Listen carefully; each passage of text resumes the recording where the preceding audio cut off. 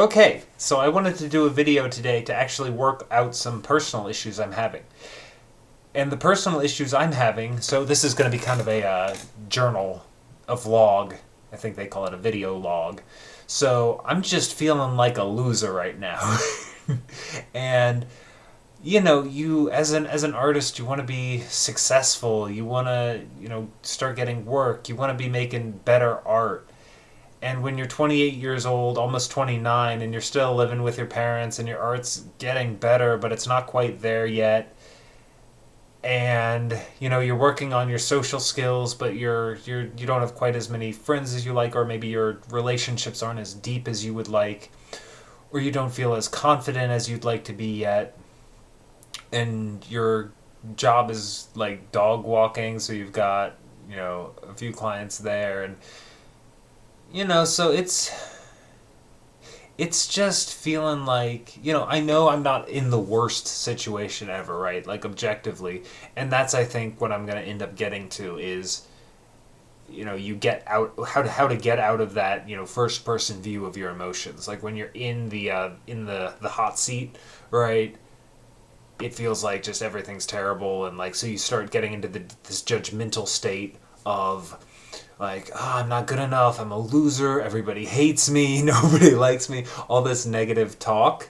And so what I was doing before now was just journaling those thoughts down, and then I started to question them, which is something I learned in therapy, which is so like, okay, I'm a loser. Okay, by what's the definition of a loser? What's my definition of a loser would be someone who's not trying their best to improve their situation and not contributing positively to society. And so, by that definition, I'm not a loser, but something in me still felt like a loser, or still felt like inadequate, or not good enough, or just not happy with where I am in life. And so, I'm doing this video because I believe that it's important for leaders to be vulnerable. And if I want to be a leader and a teacher, then I think it's important for me to be vulnerable and show you guys how I would actually, rather than lecturing and saying, this is how you get over stuff as an artist, let me actually, tell you, like, I'm not feeling too good right now. And, I'm kind of in the middle of, getting to where I want to be as a professional artist and really getting at a high level of mastery. So it's coming along, but it's slow and it's arduous, and, it's not clear where the stopping point is. And I guess that's the hardest part, is just not feeling like, when am I gonna make it, when am I gonna feel like a success, when am I gonna feel like I'm good enough.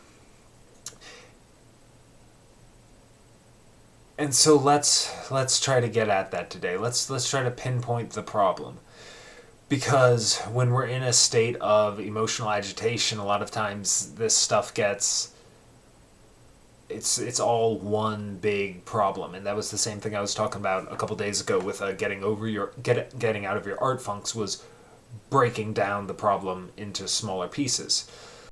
So if we can actually pinpoint why we feel inadequate, then that'll help to actually, allow us to take action towards that. Now, what I would caution, what I've fallen victim to in the past, the trap I've fallen into, is that when you feel like a loser, that you think the answer is to go work harder and to go prove to people that you're not a loser. That's not the answer. I'm going to tell you why. It's exactly the same thing as a person with an eating disorder who says, I'm not skinny enough, I don't look pretty enough, I'm not attractive enough.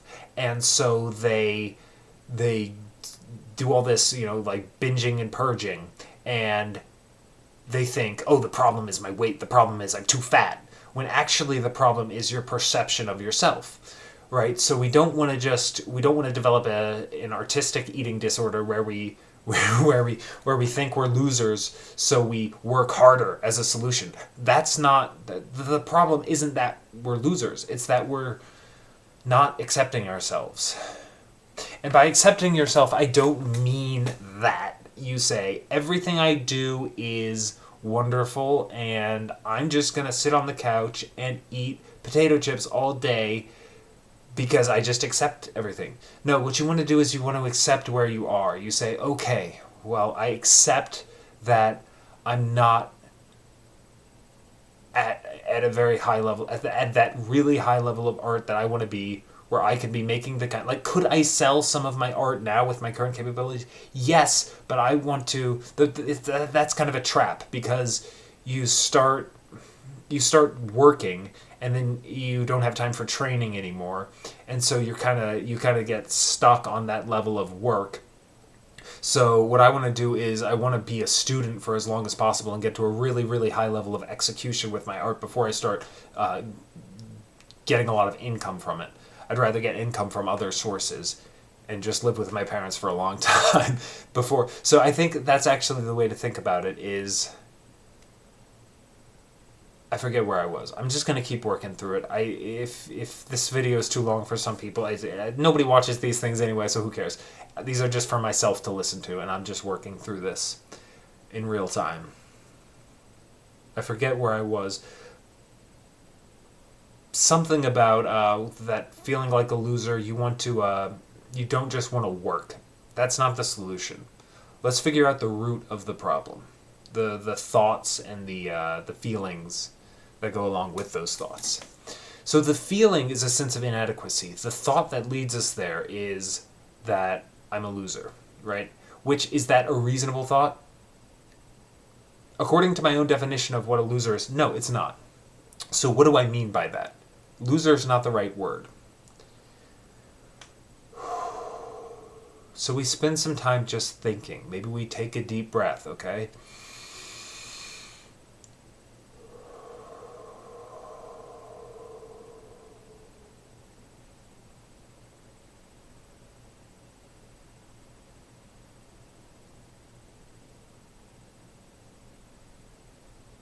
You're paying attention to what you lack. That's what it comes down to.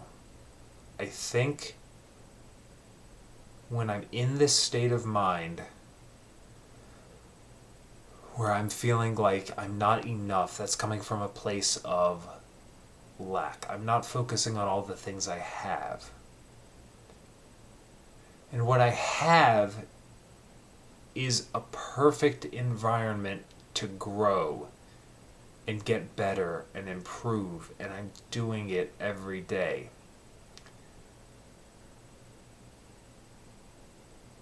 That's such a great opportunity that most people don't have, and I should be. I'm not. No, no, no. I'm not going to go with should. And I feel really thankful that I'm able to afford an education in art, that I'm able to afford a mentorship with a teacher I really respect, whose personality gets along with mine, who gives me the kind of positive reinforcement that I thrive on, but who also holds me to a high standard and is constantly pushing me to do better, and doesn't just say, oh, everything you do is perfect, Peter. That wouldn't be helpful, but I've got a really good mentor. I'm working on developing my group of friends. I've got a really good gym that I go to where I train MMA, and that's a great community, and I'm really thankful for that. And so, I've got food, I've got shelter, I've got parents who are great and who I like spending time with. And honestly, even if I, had a really good paying job that, I could afford to move out, well, I probably would, but I don't mind living with them. I really like them as people. They're people who have very similar values to mine. These are the people who raised me. And I get along with them, and they're happy to have me here. And I have good conversations with them, and they're good role models for me. My father teaches me, just delaying gratification and just working hard and grinding, and my mom teaches me to be kind to people, and she does all this volunteer work and is really generous with her time, and she takes care of people, and that's really cool. and I'm looking out the window and I'm seeing these, like, this just wonderful forest, and we've got a lake to the right, and it's kind of a stormy day, but it's not that bad.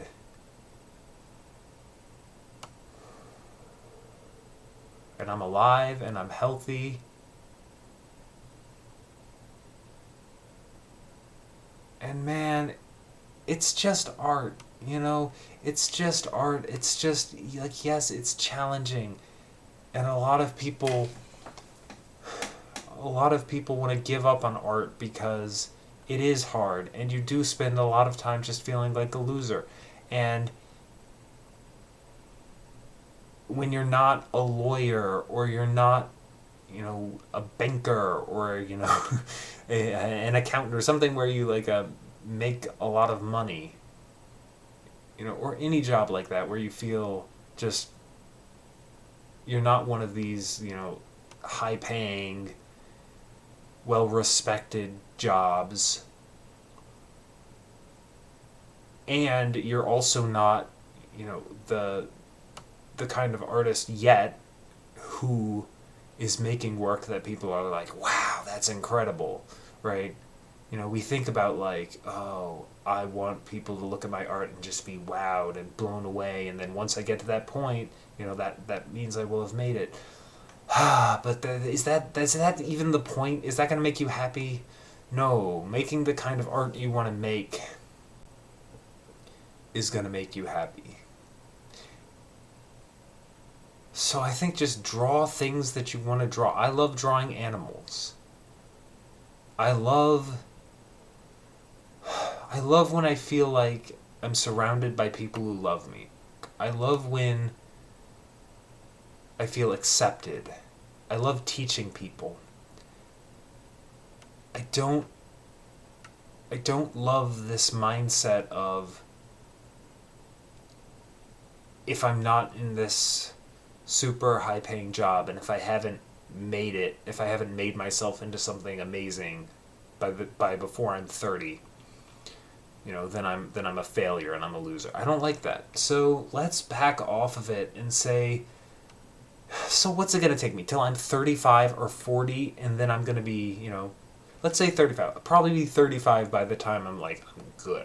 I feel safe saying that. Like, I'm going to be really good at art by the time I'm 35, if I'm going at the pace I'm going at. So what? It takes me till, like, worst case scenario, probably worst case scenario that's likely to happen would be that I live with my parents until age 35, just training my butt off with art, just, getting my black belt in jiu-jitsu, getting better at striking, maybe starting to do competitions along the way. That'd be fun, right? So I think I just gotta start living my life more. If I feel like a loser, it's because I want, not I should, I want to get out of the house more. I want to go to museums. I want to go to zoos. I want to hang out with friends. I don't just want to shut myself in my room all day and draw. It's like, that's good. Like, for long periods of time, I can go just in my room drawing, and that's great. But let's start living life more, meeting people, talking to strangers, overcoming fears. Just, it's hard, man. It's hard. It's exhausting to just keep pushing yourself every day to do something you're afraid of every day. It's not easy, you know? It's so tiring. Like, I get it, man, but it's so much better than being depressed, and when I was depressed, it felt like there was, suicidally depressed, I should say. I still get down every now and then, but I wouldn't say I get depressed. But when I was suicidally depressed back in, right after I graduated college, mostly, I mean, I was suicidal in college, but really after college, right after college, it was at its worst. It's, the hardest part was just having no hope, and I didn't ever see a way that things could get better. I didn't think there was any chance that I could ever make the kind of art I want to make. And so if you had told me then that, oh, hey Peter, if you train hard for 10 years, like, you're going to find outlets, not outlets, but platforms, online schools, online mentorships, that are going to propel you to where you want to be as an artist, and all it's going to take you is 10 years? Easy. Like, that's easy, bro. Like, 10 years, that's it? By 35, I could be making a living as an artist? Like, that's great, man. And if you're listening to this and you're older than that, well, it's the same thing. If you're 45, well, I mean, you probably keep whatever job you have. You don't just want to quit your job and pursue art. But, I mean, if you study for 10 years and you really work your butt off for 10 years, I mean, alongside your normal job, well, then ages 55 through 100, that's a good 45 years of art. So, I mean, go for it. But I mean, in all of that, don't just think of those 10 years as just slogging. You're not slogging. You should enjoy the process, and that doesn't mean it's always going to be fun. I mean, you're going to do maybe one good drawing when you're starting, 100 bad drawings, and then one good drawing. And then as you get better, for me right now, it's like 1 in 10 drawings are good, 1 in 5 maybe, something like that. And then, so you're just getting that level of consistency up, and then your stuff starts getting good, and then your stuff starts getting great, and then it gets, excellent. But it's, so I need to get out of, I want to get out of this binary of good, bad, loser, success, because that's just such a freaking, I'm good, I'm bad, I'm the worst, I'm the best. Let's get out of that. Like, okay, when you say you feel like a loser, what do you mean by that? Well, I don't feel like I drew, like my drawings are going that well right now, and I feel like it's going to take a few more years for me to get good. Well, okay, that's fine. Let's work on it, man. Let's just get through it. Like, what are we doing here? Why are we just sitting and moaning? Let's do something. Let's draw. Let's just enjoy drawing. It's gonna take time, and if you just generate some passion for it and some love, and you love the process, I mean, all the best artists, with the exception of some, I would say, one animator, Milt Kahl. I think that's his name, is Milt Kahl. He's a really great Disney animator, but he just doesn't like drawing. He said that in an interview, like, after he retired from animating, he said, I just think of drawing as work. I don't really like drawing. So, I mean, you don't have to love it. You can think of it as work. But for me, I wanna love art. If you want to do something you love art. And out of that love will come the work. So I don't want to think of art as just this thing I'm working at, and then all of a sudden it's going to click, and then it's magically wonderful. It's just going to be 1% better, 1% better, 1% better, 1% better every day. And it's going to compound, and you're going to get better and better and better.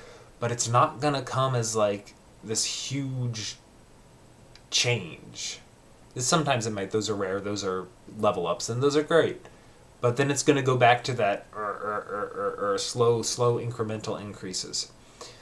So anyway, what I'm going to do is I'm going to go draw. I said I was going to draw for 3 hours today, so I'm just going to put in my 3 hours. I'm going to draw warthogs. I'm going to draw seals. Because why? Because I love animals. That's why. So let's go draw, and let's go put on a podcast we enjoy. In conclusion, when you feel like a loser, don't try to solve that problem. Don't try to go become not a loser. How many successful businessmen, lawyers, bankers, how many of them are miserable? So many. Because they thought that success and money were going to solve all their problems, and they didn't actually think about, what do I actually want? What is success really to me? Is success having a lot of money, but I hate what I do? Or that a lot of my relationships are phony? Or I'm just stressed out all the time, and I'm just angry all the time, and I'm in a bad mood all the time? And I've got a really fragile ego, so I have to hurt other people because I'm insecure. and I'm unhappy with my own life. Like, no, we're playing the long game here, y'all. We are the tortoises. We're the tortoises, okay? We're turtles. We're not the rabbits. We're the turtles. So what do? We go nice and slow, and we get 1% better. We're not rabbits. We're not rabbits. We're not going along, winning. We're trying to win that race real fast, but then we get cocky, and then we lose in the long run. No, we're gonna actually take time to design our life and figure out, okay, what does success mean to me? What is my definition of success? It's like underlying current of fulfillment, right? We don't want an underlying sense of despair. We want an underlying feeling of fulfillment. And right now, I tell you guys, I have an underlying feeling of fulfillment. And that's great. I might be on the surface feel sad and like a loser, but that's not the undercurrent. The undercurrent I feel is just love and tranquility. That's the undercurrent. And I think that's so good. And what does success mean to me?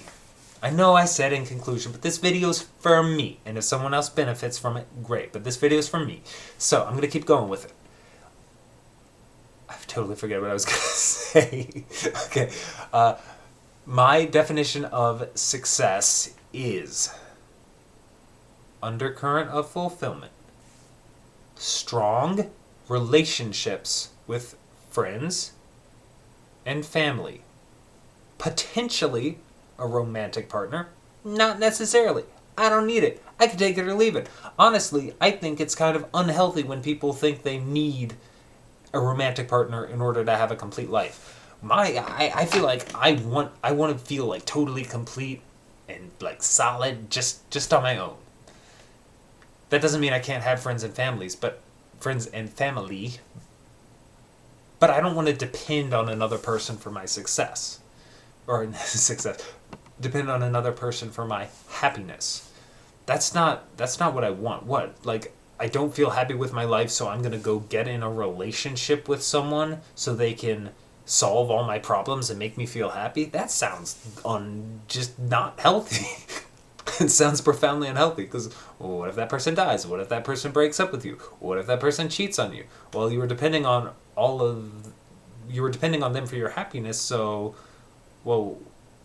without them, I mean, that's a very fragile happiness, and I think that's not solid. That's not anti-fragile. That's fragile, man. I think you gotta cultivate a sense of self-love that is just so anti-fragile that when you fail, it gets stronger. When your self-love has got to be like, you mess up, you make a mistake, you feel sad, or you and then you love yourself even more. And that doesn't mean you say like, oh, failing was a good thing, or oh, betraying that person was a good thing. I mean, you don't have to like yourself. But your sense of self-love can grow from that because it's, oh, I've seen the worst of what I can do. I know I'm capable of that, and I'm gonna use that in order to become a better person. And sometimes self-love is tough love. Sometimes self-love is saying, yeah, you did something really messed up to that person, and you need to make it right. But that sense of love should be so strong. And it's not egoism. It's not egotism. Egoism. I don't know. It's not having a big ego and saying everything I do is great. That self-love is like, I respect myself too much to let myself not at least try to reach my full potential. At least I'm going to try my best, because when you love someone, you want them to succeed. You want them to work hard. You want them to do their best. You don't want to see them sit on the couch and eat potato chips. You don't want to see them spend all day playing video games. You don't want to just lie around the house all day. You don't want to see them be unhappy. And that doesn't mean happiness in the short term. A bowl of ice cream is happiness for about 2 seconds and then turns into sadness and regret. Video games are happy while you're doing them. I mean, when you're not raging at your opponents or at your teammates for doing the wrong thing. But if they're not bringing you long-term joy, then it's not self-love to indulge in those things. So in conclusion, for real this time, when you feel like a loser, don't try to solve the problem by addressing the externalities. The externalities are things like your income or your output, your work output. Those are things that are external. And basically what you're saying when you feel like a loser is that your self-love is conditional. It says that in order for me to love myself, I need to make a certain amount of money. I need to do something. And that just, what kind of love is that? What kind of love is conditional love? If you say you have a spouse and you say, spouse, spouse, I only love you if you're making a certain amount of money per year. I only love you if you work if you produce a certain number of awesome drawings per month. I will only love you if you do this. I will only love you. That's so conditional, and that's such a shitty self-love.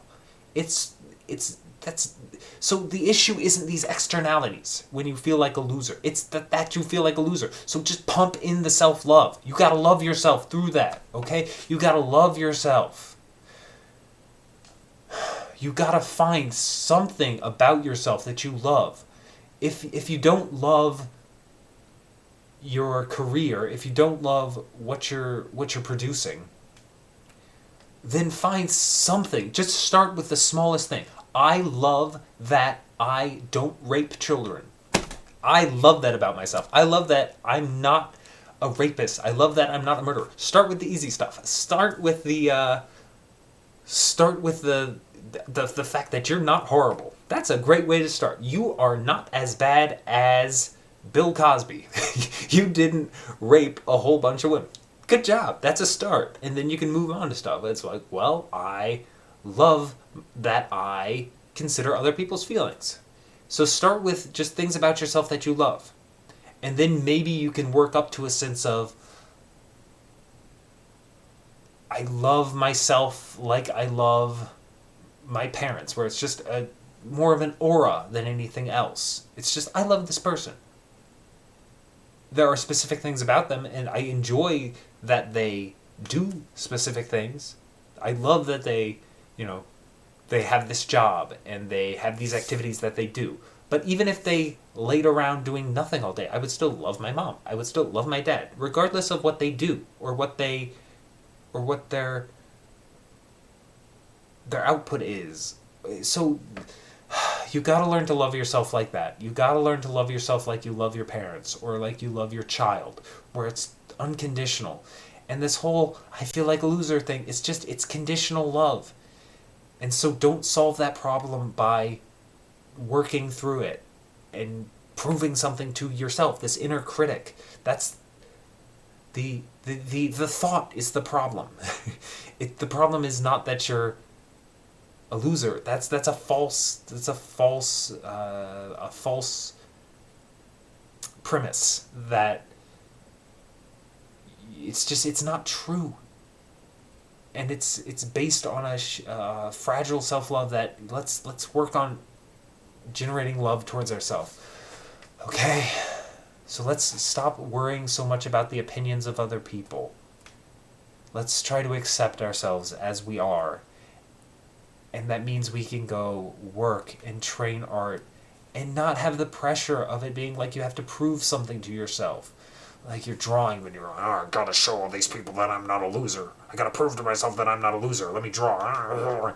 Right? No, it's like, I'm relaxed. I love myself. I feel totally comfortable with who I am. And now I'm gonna draw, and the drawing's actually gonna be good because I don't have all this baggage. Right? So that's me working through it. I feel so much better right now, man.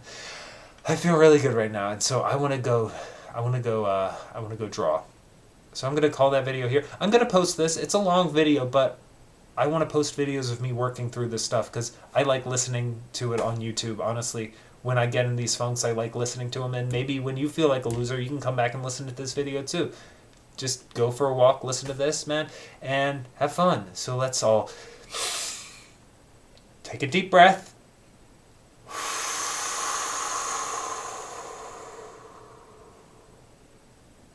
Let's go draw.